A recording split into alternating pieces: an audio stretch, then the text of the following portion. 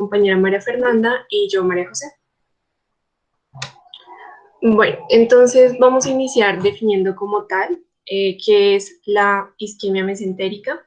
Se va a definir como la interrupción del flujo sanguíneo en varias porciones del intestino delgado. Esto va a generar isquemia, cambios inflamatorios en el tejido, posteriormente necrosis intestinal y eventualmente pues la muerte del paciente. Algo importante a tener en cuenta en esta patología y pues que nos hace énfasis la guía es en dos ítems muy importantes que van a ser el diagnóstico temprano de la enfermedad y el tratamiento quirúrgico temprano. Más adelante vamos a ver que en realidad la incidencia es baja, pero en el grupo de pacientes que llegan a presentarlo tienen una incidencia, una mortalidad muy elevada. Bueno, en cuanto a otras cosas que nos va a hablar la guía es sobre estrategias de manejo, como abordajes endovasculares, técnicas de revascularización, técnicas quirúrgicas, cirugía de control de daños y pues también vamos a hablar un poco sobre las técnicas de imagen que se pueden utilizar y son más útiles para realizar este diagnóstico. Ampliando un poco la definición, pues vamos a hablar de los tipos de isquemia mesentérica. Entonces tenemos la isquemia mesentérica aguda no oclusiva y la isquemia mesentérica aguda oclusiva.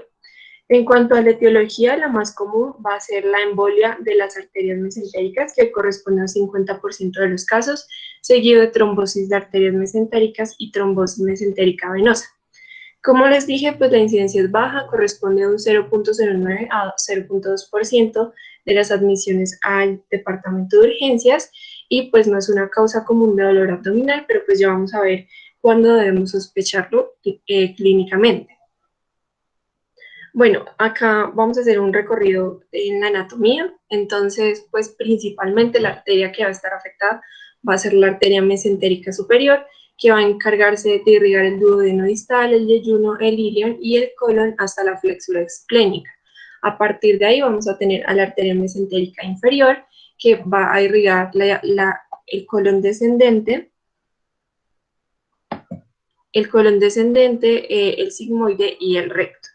Entonces acá tenemos a la arteria mesentérica superior, va a tener sus tres ramas, la arteria cólica derecha superior, media e inferior, y a partir de ahí tenemos a la arteria ileocólica o bisecoapendiculocólica, que va a irrigar al ciego, al colon, y pues también tiene ramas para el apéndice.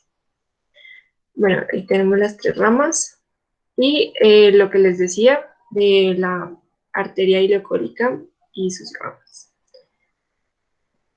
Y acá tenemos la arteria mesentérica inferior que va a estar a nivel de L3 y esta pues va a tener la arteria cólica derecha superior, la inferior y el tronco sigmoides, y a partir de ahí pues vamos a tener, bueno, en ambos lados, en la superior y en la inferior, la salida de vasos rectos que se van a anastomosar y finalmente algo importante es que tenemos la arteria cólica superior, tanto derecha como izquierda, que van a unirse y van a formar la arteria marginal del colon o el arco de Riolanda. En cuanto a la fisiología, es importante tener en cuenta que la circulación del vaso recibe el 15 al 35% del gasto cardíaco y que el intestino va a tener la capacidad de autorregular su consumo de oxígeno, es capaz de generar una mayor extracción y una mayor perfusión de oxígeno, generando vasodilatación en respuesta a una disminución del aporte circulatorio. Sin embargo, también la disminución del aporte circulatorio debe ser mayor al 50% para que se empiece a generar como tal lo que conocemos como isquemia mesentérica aguda. También otro dato importante es que la presión arterial media debe ser menor a 45. Antes de eso, aún el intestino no empieza a estar en isquemia. Otro dato importante es que el intestino delgado es capaz de compensar hasta por 12 horas una disminución del 75% en el flujo sanguíneo. Bueno, acá ya voy a comenzar a explicarles lo que son las etiologías que componen la fisiopatología de la isquemia mesentérica aguda. Entonces, el primero es el embolismo arterial mesentérico agudo, que va a originarse principalmente en la aurícula izquierda y se va a relacionar a arritmias, principalmente a la fibrilación auricular o a otra entidad que genere una disfunción miocárdica, principalmente en el ventrículo izquierdo, ya sea digamos, algo propio del miocardio o por daño en sus válvulas por endocarditis. También pues puede ser que sea generado por placas de ateroma procedentes de la aorta, pero es digamos que la opción menos común. Otro dato importante es que, bueno, porque estos trombos que salen de la aurícula izquierda se alojan en la arteria mesentérica superior. Entonces, se explicaba que ocurría debido a que los trombos buscaban alojarse donde anatómicamente es estrecho. Entonces tenemos que la arteria mesentérica superior pues tiene como un ángulo cerrado de salida y aparte va a tener un diámetro muy amplio. Entonces esto va a generar que los trombos se alojen fácilmente y pues principalmente se van a alojar desde el origen a unos 3 o 10 centímetros. La segunda va a ser la trombosis arterial mesentérica aguda que se asocia a enfermedad aterosclerótica preexistente. Entonces, en estos casos, la placa va a formarse en la arteria mesentérica superior y digamos que con el proceso del tiempo, pues la placa va a ser cada vez más grande y va a generar una estenosis mayor, una interrupción del flujo y pues por eso se relaciona más con la isquemia mesentérica crónica, que va a presentar síntomas como dolor abdominal postprandial y pérdida de peso, y pues hablaban del miedo a la comida debido a que el paciente pues sabe que apenas come algo va a sentir el dolor. Sin embargo, pues también decía que las placas tienden a formarse más en el origen de las arterias viscerales. Y pues en el caso de la arteria mesentérica superior, como les decía, pues se va a formar la placa, luego una estenosis crónica con el desarrollo del tiempo, y pues a partir de ahí ya las placas van a salir hacia ramas colaterales. También hablaba de que la trombosis sintomática en estos casos ocurre cuando hay oclusión de alguna parte del tronco celíaco. Y pues digamos que aunque la principal causa va a ser la aterosclerosis, tenemos también la vasculitis y el aneurisma micótico como alguna de sus etiologías. Está también la isquemia mesentérica aguda no oclusiva, que va a ser pues la disminución del flujo debido a otras causas que en su mayoría pues van a ser sistémicas. Entonces un paciente que tenga por alguna razón hipovolemia, un paciente con falla cardíaca o con sepsis, y algo importante es que suele afectar más la rama ileocólica, que como vimos pues va a irrigar el ciego, el colon y el apéndice. Entonces, a partir de ahí, bueno, esta va a ser como la porción mayormente afectada. Tenemos también la trombosis venosa mesentérica aguda, que pues se va a relacionar, bueno, en el paciente vamos a buscar si tiene la tríada de Virchow o si no la tiene, pues va a corresponder generalmente a, a casos idiopáticos, que van a ser el 20% de los casos. Y pues en estos pacientes es importante buscar también enfermedades que puedan generar estados de hipercoagulabilidad, ya sean hereditarios o algunos estados patológicos como el cáncer, que también pueden generarlo. Y también están otras causas que como tal van a generar una alteración del flujo sanguíneo, como la hipertensión portal, pancreatitis, enfermedad inflamatoria intestinal, sepsis y trauma. En estos últimos casos que les nombré, lo que ocurre es que hay un edema intestinal y un aumento de la resistencia vascular. Y esto va a generar que el flujo sanguíneo arterial se reduzca. Bueno, ya en cuanto a la sospecha clínica, entonces ellos nos decían que cualquier dolor abdominal severo que esté fuera de proporción debe ser sospechado como isquemia mesentérica aguda hasta que se pruebe lo contrario. Esto debido a que se encontró que hasta el 95% de los pacientes con isquemia mesentérica aguda se presentan con este síntoma de dolor abdominal severo y pues al examen físico no vamos a encontrar una correlación exacta con el dolor. Entonces, en estos casos es importante sospechar. Por otro lado, pues también nombraban otros síntomas de presentación menos comunes, que desde náusea, vómito, diarrea y hematoquesia. Y pues ya si llegamos a encontrar signos de irritación peritoneal asociado a lo que les nombré anteriormente, pues puede que estemos frente a un caso de isquemia intestinal irreversible con necrosis intestinal. Bueno, en cuanto a los fenotipos de isquemia mesentérica aguda, esto es como un resumen de lo que les nombré anteriormente.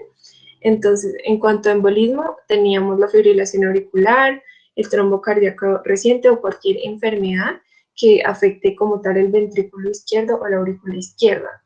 En la trombosis, importante la enfermedad aterosclerótica y el dolor postprandial y la pérdida de peso, porque como les dije, se relacionan con la isquemia mesentérica crónica. En la no oclusiva, pacientes con falla cardíaca, con disfunción multiorgánica o con uso de vasopresores. Y en estos casos se ha escrito más bien un dolor difuso y episódico que se asocia a, bueno, en un paciente que tiene pobre función cardíaca. Y en cuanto a trombosis venosa, importante pues si el paciente ya tiene historia previa de trombosis venosa profunda, si hay hipertensión portal, si usa anticonceptivos orales, estrógenos, o pues que pueden generar trombofilia o alguna trombofilia hereditaria, si tienen pancreatitis, y en estos casos vamos a encontrar más bien un cuadro de náuseas, vómito, diarrea y calambres abdominales. En cuanto a la radiografía abdominal, digamos que un paciente con dolor abdominal severo que llega a la sala de urgencias pues puede verse como una primera alternativa. Sin embargo, los primeros estadios de la isquemia mesentérica pues no va a ser útil, no vamos a encontrar nada positivo, pero en un paciente que ya tenga necrosis y perforación intestinal podemos encontrar signos como el intraperitoneal. En cuanto a los estudios de laboratorio, pues no, hay algunos muy específicos. Los que les presento aquí enumerados son los que se ha demostrado que son los más comunes de encontrar en estos pacientes. Entonces, en el 90% se encontró leucocitosis, en el 88% acidosis metabólica e hiperlactatemia. Y hablaban del valor de más de 2 milimoles por litro en los niveles de lactato, ya era indicativo de isquemia irreversible. Sin embargo, pues no era un indicador claro de la isquemia, sino pues también de una enfermedad más avanzada. También el dímero D, porque por la formación continua de coágulos y la degradación endógena por fibrinólisis, pues también lo podemos ver elevado. Y por último, en el 50% de los pacientes con isquemia mesentérica aguda se encontró también la amilasa elevada. Y algo importante que nos planteaban es que un paciente que llegue con acidosis metabólica y que aparte pues tenga el dolor abdominal, lo importante es hacer un TAC temprano, digamos que generar la sospecha de una vez de la isquemia mesentérica aguda para ganar tiempo y que el paciente pueda ser tratado oportunamente. Aquí nos hablaban de la angiografía por TAC, que debe realizarse lo antes posible en cualquier paciente en quien se tenga sospecha de isquemia mesentérica aguda.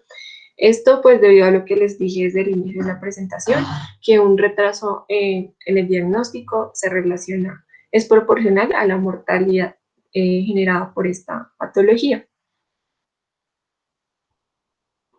Y pues ya en isquemia avanzada lo que vamos a ver es la dilatación y disminución del grosor intestinal, también reducción o ausencia del realce visceral, neumatosis intestinal y gas venoso portal.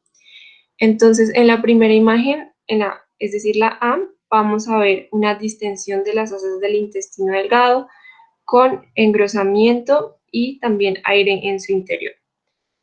Y en la segunda vamos a ver que además hay infiltración infiltración de grasa mesentérica y también congestión de los vasos. Y en esta imagen se ve la dilatación de las asas del ilion con engrosamiento mural, niveles de aire y también líquido libre entre las asas intestinales. Bueno, también nos hablaban del TAC bifásico, que se demostró que en el 96.4% de los pacientes fue útil para diagnosticar la isquemia mesentérica aguda, debido a que es un estudio que nos permite observar si hay calcificaciones, si hay trombos en arterias y venas mesentéricas y también el origen de las arterias mesentéricas para verificar afectación. Otros hallazgos importantes que podemos ver en el TAC, pues el líquido libre en los vasos mesentéricos y en el caso de los trombos venosos es común que se encuentre un trombo en la vena mesentérica superior, como en la imagen, en la primera imagen, sí, en la primera imagen. Y bueno, también otros signos que podemos encontrar en el caso de trombosis venosa son engrosamiento de la pared intestinal, neumatosis, esplenomegalia y ascitis. Y pues si llegamos a ver gas venoso portal o mesentérico, vamos a pensar inmediatamente en que puede existir la posibilidad de infarto intestinal.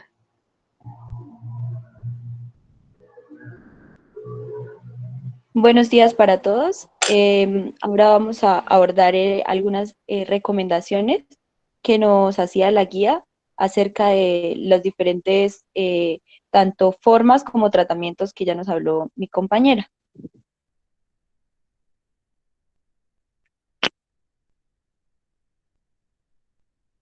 Entonces, bueno, de las primeras recomendaciones que nos hacían es que se debe sospechar isquemia mesentérica no oclusiva en aquellos pacientes críticos que presenten dolor abdominal, distensión o que hayan requerido soporte vasopresor y que tengan evidencia de algún tipo de disfunción multiorgánica. Entonces, en este caso tenemos que, siguiente, porfa, Maggi. En este caso tenemos que la distensión abdominal inexplicada o el sangrado gastrointestinal pueden ser los únicos signos que se presenten en este tipo de pacientes y nos dan indicativos de un paciente que está cursando con isquemia mesentérica no oclusiva. Tenemos también que lo que sucede con este tipo de pacientes es que son pacientes que por lo general se encuentran en la UCI y el tipo de síntomas que presentan van a ser indetectables porque no los pueden como dar a conocer tan fácilmente como un paciente que no está en cuidado crítico. Entonces, también se debe sospechar en pacientes que, digamos, sobrevivieron a algún tipo de reanimación, por ejemplo, reanimación cardiopulmonar, y que en el transcurso de eso desarrollaron también bacteriemia y diarrea. Entonces, en este caso hay que también tener un alto índice de sospecha de isquemia mesentérica no oclusiva. Cuando encontramos un paciente que presenta dolor abdominal en el lado derecho, que se asocia a sangre roja brillante o marrón en las heces, y que son, como ya les he repetido, pacientes que han sobrevivido a reanimación cardiopulmonar, también hay que sospechar de isquemia mesentérica no oclusiva.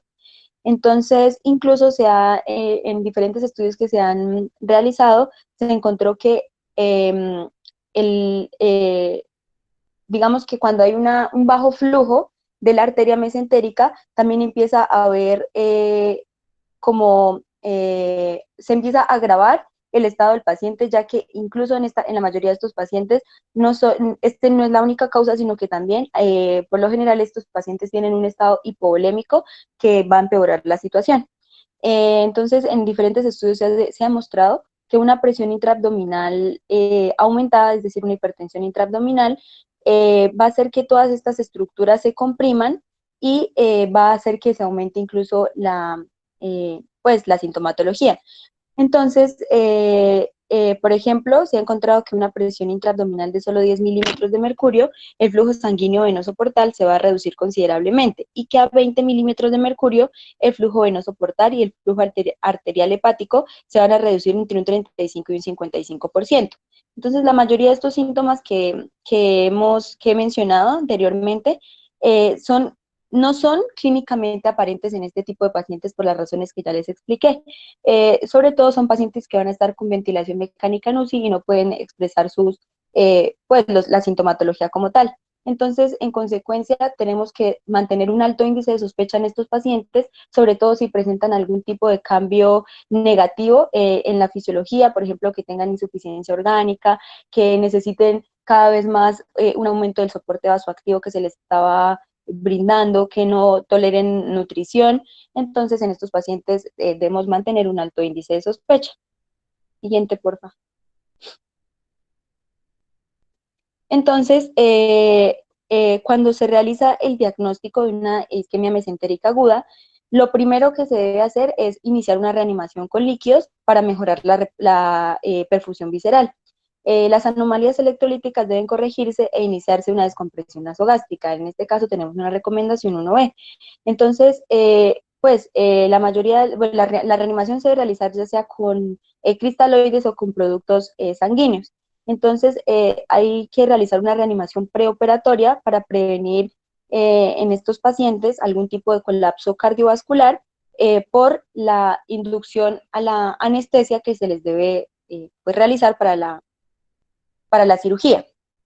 Para guiar la reanimación efectiva, entonces se debe implementar un monitoreo hemodinámico temprano, se deben evaluar los niveles de electrolitos y también en estos pacientes hay que tener pues poner mucha atención en el estado ácido-base. Entonces, estos pacientes, por lo general, nos pueden llegar a cursar con acidosis metabólica severa e hipercalemia debido al infarto intestinal subyacente que se está presentando debido pues a la isquemia mesentérica. Entonces, en este caso, en estos pacientes, ya los vasopresores, si es necesario el uso de vasopresores, deben usarse con mucha precaución y solamente con el objetivo de evitar la sobrecarga de líquidos en estos pacientes, porque llega el cierto caso de que esta reanimación con líquidos no es suficiente y al paciente hay que administrarle ya muchos líquidos, entonces pues hay que mirar si existe la opción de administrar ya vasopresores, pero de manera muy cuidadosa. Se ha demostrado también, por ejemplo, que los medicamentos que mejor tienen como efecto en estos pacientes van a ser la dobutamina y la milrinona, ya que digamos que mejoran la función cardíaca y son los que digamos que menos riesgo representan para el paciente. Siguiente, por favor, Maggi. Entonces, otra de las recomendaciones importantes que hace la guía es el uso de antibióticos de amplio espectro. A menudo, a menos que esté contraindicado, los pacientes deben ser anticoagulados también con heparina intravenosa no fraccionada. Entonces, en estos pacientes vamos a tener un alto riesgo de infección en pacientes que están cursando con una isquemia mesentérica aguda, va a haber un alto riesgo de infección por translocación bacteriana. Entonces, este riesgo de infección supera el riesgo de resistencia a los antibióticos, entonces ya se ha comprobado que es lo que se recomienda, se debe iniciar inmediatamente con el uso de antibióticos de amplio espectro. Siguiente, por favor. Entonces, en pacientes a los que se les presenta una peritonitis manifiesta, hay que hacerles una laparotomía rápida. Esto como recomendación 1A. Entonces, digamos que cuando los hallazgos físicos que encontramos en un paciente me sugiere que el paciente está cursando con una peritonitis intraabdominal, entonces lo primero que debo hacer es realizar una laparotomía exploratoria con el fin de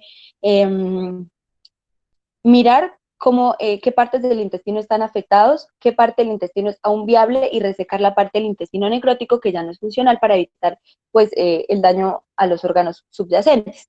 Entonces, el objetivo de esta intervención quirúrgica son tres principalmente. El restablecimiento del suministro de sangre al intestino isquémico, la resección de todas las regiones no viables y la preservación del intestino viable.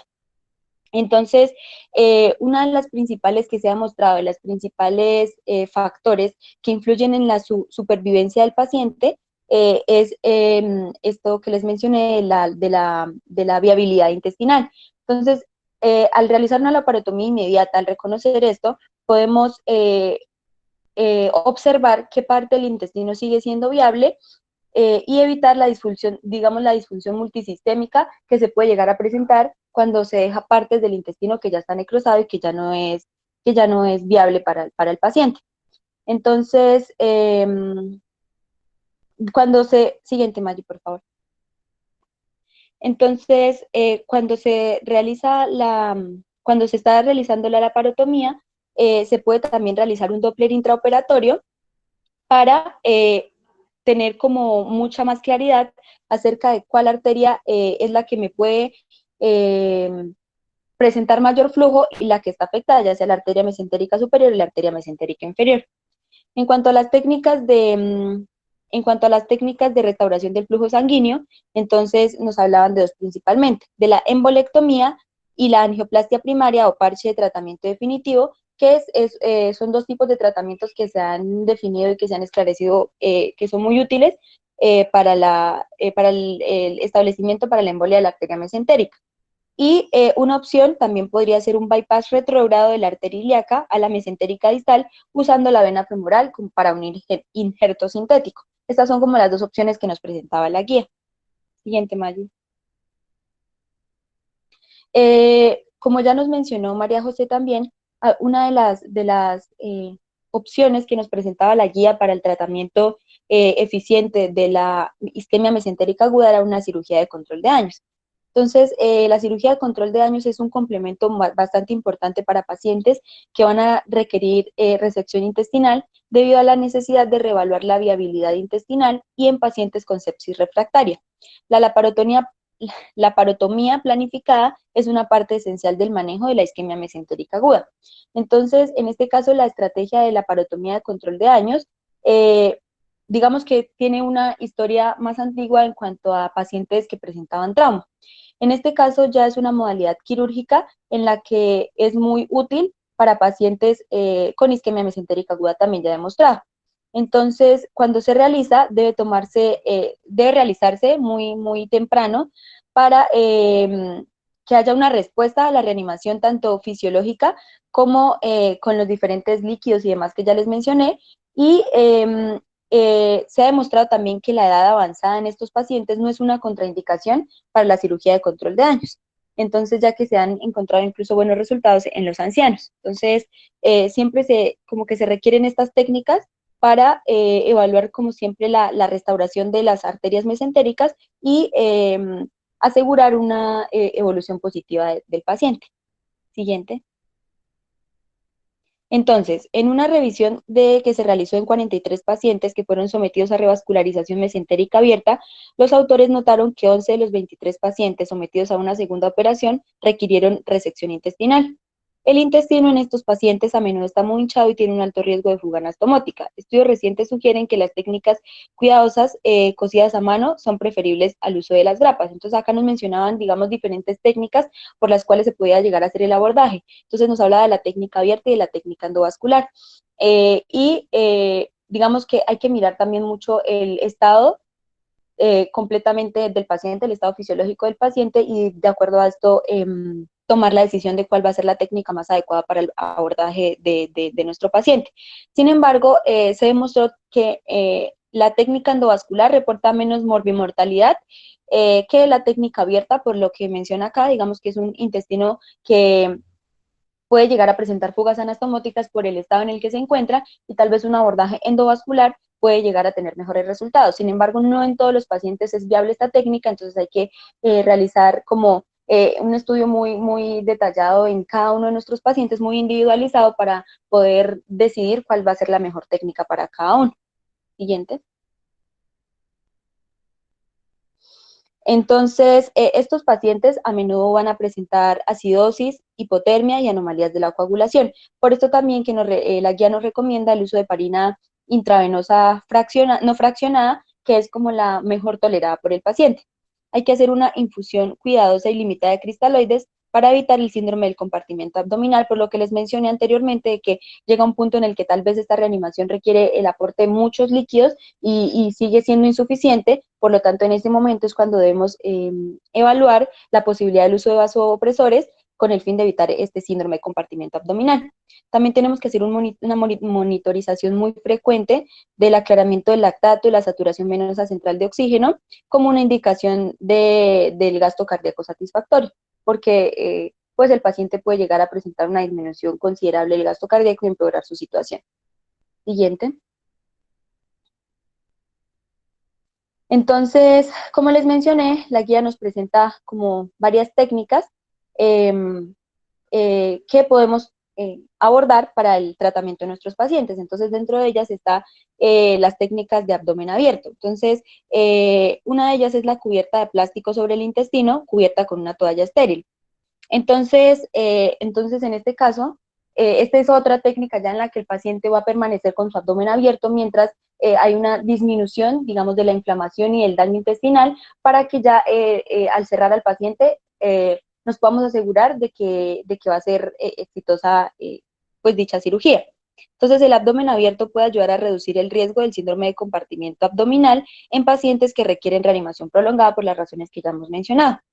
Se han descrito también varias técnicas de cierre abdominal, sin embargo, el principio rector es la tracción constante de la fascia para facilitar el cierre. Sin embargo, también se ha mostrado que este cierre así con tracción puede llegar a tener muchos efectos adversos, entonces en casos en los que se sospeche o que se haya hecho, digamos, una reanimación con una cantidad muy alta de líquidos, que tengamos un índice de sospecha de que el paciente nos podría presentar un síndrome de compartimiento abdominal, una de las mejores opciones por las que podríamos optar es dejar un abdomen abierto. Siguiente. Eh, la trombosis venosa mesentérica a menudo se puede tratar con éxito con una infusión continuada de heparina de bajo peso molecular, heparina no fraccionada, perdón, no fraccionada, que es la que tiene como mejores resultados que se ha observado en diferentes estudios. Entonces, y este es el tratamiento de primera línea. También se podría optar por una terapia trombolítica sistémica. Sin embargo, esta técnica no tiene tan buenos resultados, ya que se ha encontrado mayor morbimortalidad en los pacientes en los que se ha aplicado. Entonces, el uso temprano de la heparina se ha asociado con una mejor supervivencia en los pacientes. Siguiente. Siguiente. Entonces, los pacientes que cursan con peritonitis requieren una cirugía de emergencia, como ya les mencioné, tanto la laparotomía exploratoria para saber qué partes del intestino siguen siendo viables, qué partes hay que extraer porque ya están necróticos. Entonces también hay que realizar una cirugía de emergencia. El manejo intraoperatorio está indicado para los hallazgos quirúrgicos que van desde un infarto segmentario del intestino delgado hasta la necrosis de todo el intestino, ya sea con o sin perforación del mismo, que es lo que nos va a generar la peritonitis. Entonces, el objetivo es conservar la mayor parte del intestino posible, ya que, como les he mencionado reiterativamente en el transcurso de la exposición, lo más importante en estos pacientes es abordar qué parte del intestino sigue siendo viable y mantenerlo de esta forma. Esto mejora mucho la supervivencia de nuestros pacientes.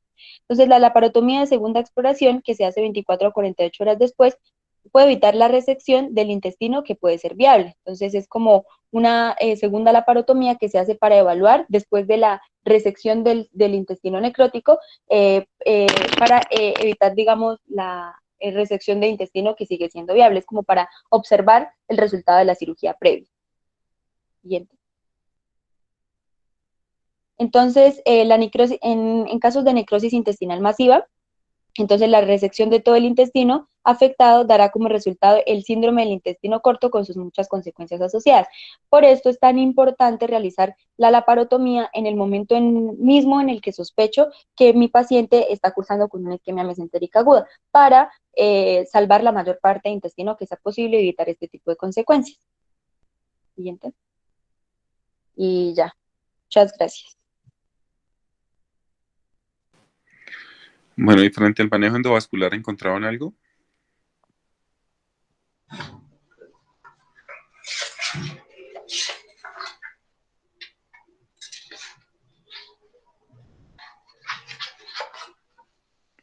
Les quería preguntar, frente al manejo endovascular, ¿encontraron algo? Ya, doctor, un momento.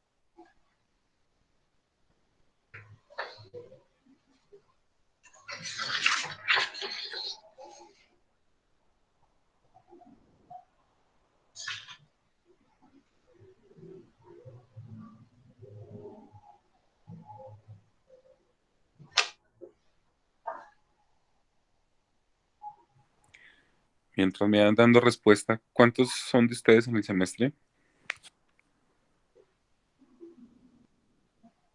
Creo que 38.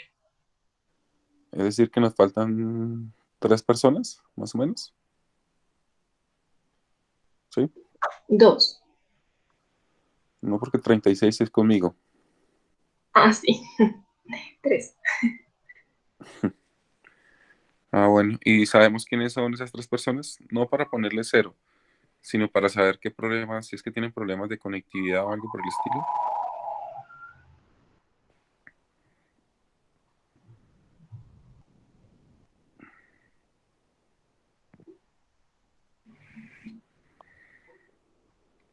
Ustedes tienen grabada la clase, ¿cierto?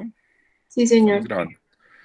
Me pasan una lista, por favor, de los que asistieron a la clase. Y Vale. las tres personas que no se comunicaron, que no se conectaron, que por favor se comunican conmigo. Cada uno de los tres que no estuvieron conectados en la clase, por favor. ¿Sí? Vale, sí, señor. ¿Alguno tiene alguna Doctor, inquietud, alguna pregunta o algo? en cuanto a su pregunta, lo que mencionaba la guía en la que nos basamos, en cuanto a las recomendaciones, es que los procedimientos que se realizaban de revascularización endovascular tenían un papel importante en el caso de en el caso en el que la oclusión de la arteria fuera parcial. Entonces se informaron, digamos que varias series de casos en los que se hacía una como la técnica combinada de, bueno, no sé, bueno, tanto endovascular, la técnica endovascular combinada con la terapia farmacológica. Y se hizo como una serie de casos retrospectivos, un estudio de casos retrospectivos en el que se hizo como un estudio de 679 pacientes, en el que se hizo en el 24% de ellos una intervención de tipo endovascular y la técnica fue exitosa en la mayoría de ellos, teniendo mm, una tasa menor de morbimortalidad, pero en la guía nos habla simplemente de que juega un papel importante en el caso de oclusión arterial parcial. Eso ¿Y fue qué lo que técnica yo fue la que encontré. hicieron? Mm, Dice, solamente menciona que es un tratamiento endovascular en combinación con terapia farmacológica, pero no nombra exactamente qué técnica utilizaron en el estudio. Es importante porque también la técnica endovascular juega un papel importante. Como tú lo dices, si la oclusión es parcial, usualmente lo que se puede hacer es angioplastia con stent, es decir, se trata de restablecer completamente el flujo sanguíneo o la entrada del flujo sanguíneo en ese vaso que está parcialmente ocluido. ¿Mm? Ah, bueno, ¿alguna pregunta adicional de, del grupo? Buenos días, doctor. ¿Cómo estás? Eh, en caso de que se haga una resección intestinal, se deja con colostomía inmediatamente o se hace de una vez la anastomosis de la parte resecada? Lo que normalmente hacemos y que tus compañeras presentaron en una diapositiva es que cuando se sospecha peritonitis, se lleva al paciente a cirugía y si se evidencia que no hay una parte viable del intestino, entonces lo que hace es resección. Y de entrada no hacemos anastomosis, sino hacemos una segunda mirada, un second look, ¿cierto? Que lo hacemos más o menos a las 24, 48 horas, que es como el control de daños que decía tu compañera, porque en ese tiempo volvemos a revisar el paciente porque puede aumentar la zona de necrosis o de isquemia. Entonces, si hacemos una anastomosis de entrada en la primera cirugía y lo que normalmente pasa es que se puede extender un poco la necrosis o la isquemia del intestino, pues vamos a perder esa técnica de reconstrucción y sí es más estrés quirúrgico para el paciente. Entonces, lo recomendado es una segunda revisión a las 24 y 48 horas y ahí definimos si el paciente estaría en condiciones de anastomosar, que lo ideal es anastomosarla en esa segunda revisión, ¿sí?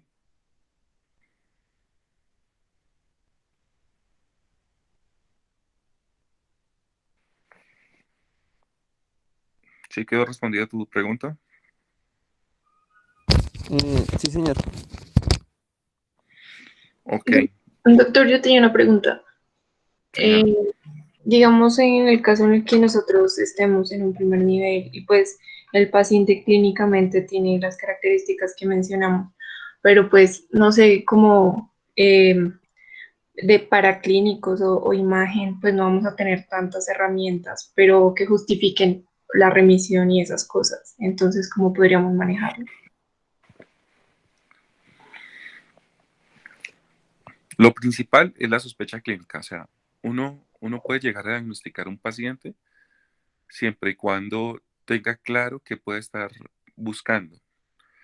Si sus otros tres compañeros que no asistieron a la charla mm, de golpe no leen isquemia mesentérica, se les van a pasar muchas isquemias mesentéricas. Pero si ustedes, ya que tienen la oportunidad de haber revisado este tema, van a tener claro que cuando les llegue un paciente, usualmente son pacientes mayores de 60 años que vienen anticoagulados por fibrilaciones auriculares o pacientes que tienen cardiomegalia o pacientes que tienen problemas eléctricos cardíacos. Usualmente ese tipo de pacientes les llegan con dolor abdominal, ¿cierto?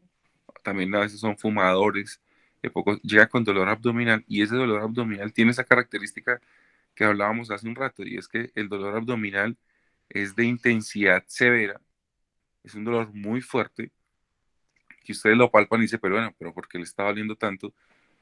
Si clínicamente no, el paciente no se ve tan afectado, es decir, la palpación abdominal, el abdomen es blandito, no está irritado, no está con el abdomen distendido. Ahí ya de entrada empezamos a sospechar, ese paciente puede tener una isquemia mesentérica. Y no lo duden en remitir el paciente, porque en un primer nivel va a ser muy difícil que ustedes tengan otras herramientas adicionales, como lo son unos gases arteriales, ¿sí? Pero ustedes sí pueden tener un cuadro hemático, ¿cierto? Donde van a la leucocitosis, pueden hacer un electrocardiograma, entonces ven pacientes con alteración del ritmo cardíaco, el perfil epidemiológico del paciente que les acabo de mencionar, las comorbilidades es muy importante, ¿sí? Pero sí se puede sospechar y sobre todo el examen, la sospecha clínica, el dolor abdominal y la palpación abdominal. Es lo que con esos, digamos que esas herramientas serían fundamentales a la hora de poder enfocar el paciente, no diagnosticarlo porque no es tan fácil llegar a ese diagnóstico, pero sí sospecharlo. Y un paciente que ustedes lo puedan sospechar a tiempo, pueden evitarle inclusive la muerte, porque hay una cosa hay una clasificación que se llama la clasificación de Fullen. No sé si la han leído o la han escuchado. La clasificación de Fullen es como la clasificación anatómica de los vasos que hay a nivel de la mesentérica superior. ¿Mm? Es una clasificación que también se utiliza en trauma. Y en esta clasificación le dice a uno a qué nivel se pueden encontrar obstruida la mesentérica. ¿Sí? ¿Por qué? Porque una cosa es que la mesentérica esté obstruida en todo el ostium, o sea, en toda la entrada esté ocluida la mesentérica, pues no le va a llegar nada de flujo al intestino, ¿cierto? Pero si está en la zona 3 o en la zona 4, es decir, más distal, en los vasos segmentarios, pues probablemente solo se va a afectar un segmento de intestino más corto, ¿sí? Donde probablemente va a terminar haciendo necrosis. Pero en la medida que la obstrucción es más cercana al vaso troncular, al vaso principal, pues la posibilidad de que la isquemia mesentérica sea masiva es alta. ¿Me hago entender? Sí, señor. ¿Alguna pregunta adicional? Doctor, yo habría como un gol estándar, digamos ya en cualquier nivel de atención para el diagnóstico de la isquemia mesentérica aguda. Digamos que se han planteado varias cosas. La primera que ha contribuido mucho en esto es la sospecha clínica, como les decía. Luego es hacer una angiotomografía, ¿cierto? Y desde el punto de vista imaginológico. Y desde el punto de vista del laboratorio se le ha tomado mucha cosa, mucha importancia a los gases arteriales con la hiperlactatemia, la acidemia metabólica y usualmente y a la elevación del dímero D. Pero digamos que si uno pensara en el gold estándar, digamos que la angiotomografía tiene un muy buen rendimiento para poder llegar al diagnóstico. Sobre todo en la angiotomografía que es multicorte, ¿no? Porque hay tomógrafos que tienen cortes, son de 16 cortes o 32 cortes. Cuando yo hablo multicorte, son cortes que se hacen en la tomógrafa a 1 milímetro y más o menos son 64 cortes. Ah, vale, doctor, muchas gracias. Ok.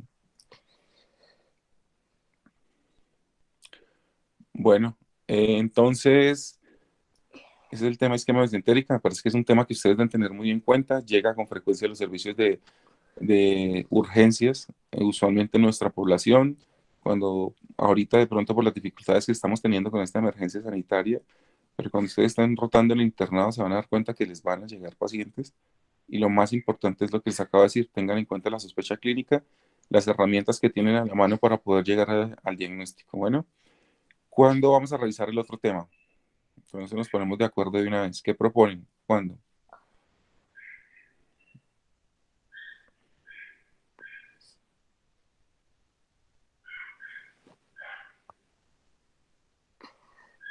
¿Aló?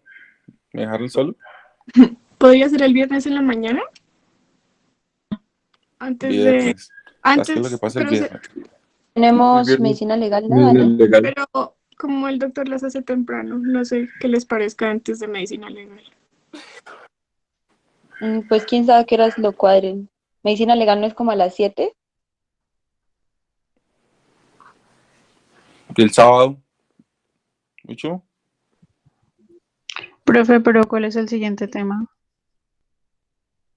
El siguiente tema, según la lista que tenemos, ¿ustedes tienen la lista ahí o lo revisamos de una vez? Dame un segundo. Dame un segundo y lo revisamos de una vez. El siguiente tema es... El segundo tema es colangitis aguda. ¿Quién expone colangitis aguda? Lo exponemos en Luis Carlos Gerena, Daniela. Y Sí, el sábado sería, pues si Bueno. nuestros compañeros pueden. ¿Y qué opinan el jueves, 6 de la mañana? ¿Tienen clase Sí. o algo el jueves en la Yo mañana? preferiría que fuera o sea, es que el sábado me queda un Sábado. poquito complicado. Porque el jueves tenemos Es que el jueves tenemos parcial, sí. Ah, cierto. Ah, no, sí, tienen parcial. Sí, Entonces, sería el sábado. listo, Sí, el pues sábado vamos me queda organizando. perfecto. Tentativamente lo dejamos para el sábado, mientras tanto, bueno. Listo, sí, Bueno, señor. sí, señor. Vale, doctor. Espera que Alexander Yepes está diciendo que a las 6 no. Alexander, cuéntame por qué no. Alexander dice que a las 6 no. Porque tengo sueño, profe. Ajá, lo sabía. Bueno, y les voy diciendo entonces, para la próxima, los quiero ver a todos. Todos vamos a abrir cámaras, bueno. Quiero saberlo todos peinaditos, con el uniforme, juiciosos. Uy, profe, Sí, yo no bien traje el uniforme. organizaditos. Bueno, no algunas importa, con tenemos- uniforme no, entonces que estén bien organizaditos a todos, por favor. Que quiero que le Sí, pongan señor.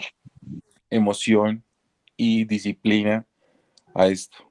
Si las clases de mi hija, que es de segundo año, y de mi chiquilín, de Juan Felipe, es con cámara abierta, y los ponen a hacer sus clases de educación física y tienen que hacer los ejercicios, pues me va a tocar hacer lo mismo con ustedes. No veo por qué no podemos hacerlo nosotros, ¿listo? Entonces, vamos a revisar colangitis aguda.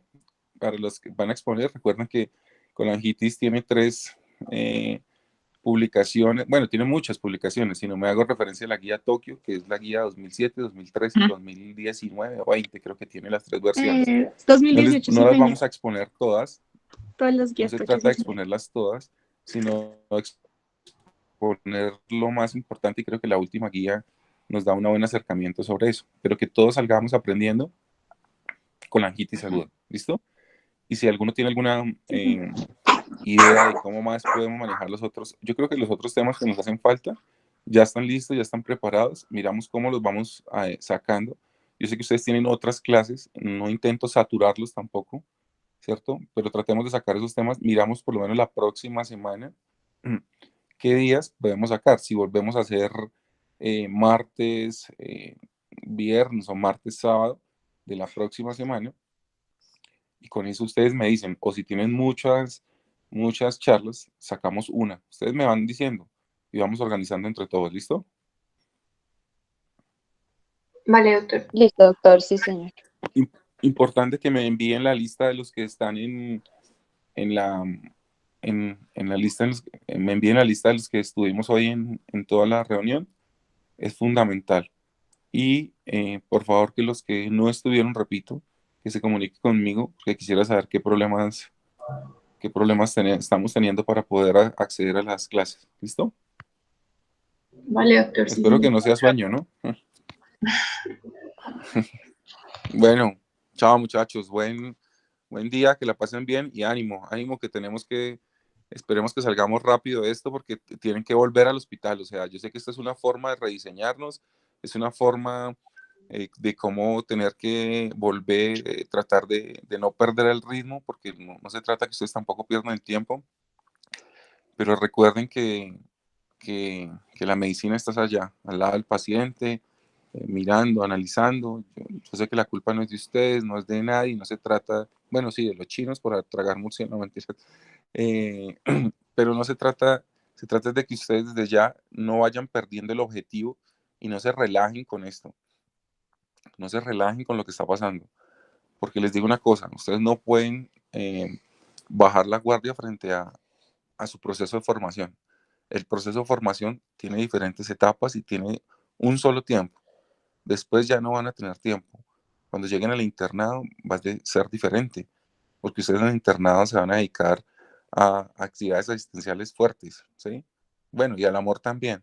Pero lo más importante es que en este momento que estén ustedes es enfocados en estudiar fuerte, ¿cierto? Para que cuando lleguen, Dios, dentro de poco tiempo, espero que sea así, nuevamente al hospital y con sus elementos de protección y todo según las directrices que de la universidad, ya tengan mucho adelantado, o sea, ya tengan muchísimo adelantado. Simplemente es llegar y empezar a tener contacto con el paciente y hacer otro tipo de actividades diferentes a las que estamos haciendo en este momento, porque es fundamental que ustedes estén también en el proceso de formación en el hospital, ¿listo? Entonces, que tengan buen día, juiciosos, y los dejo que duerman otro poquito. Bueno, qué pena haberlos hecho madrugar tanto. Gracias, doctor. Hasta Buen luego. día para usted también. Gracias, doctor. Hasta luego. Gracias, profe. Hasta luego. Chao. Gracias, profe. Hasta luego.